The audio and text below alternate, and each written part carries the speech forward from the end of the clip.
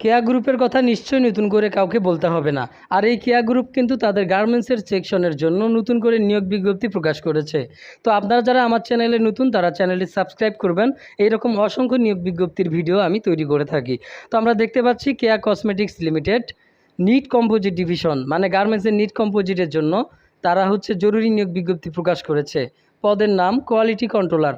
কতজন নিবে তার কোনো নির্দিষ্ট নেই, মানে অসংখ্য লোক তারা নেবে।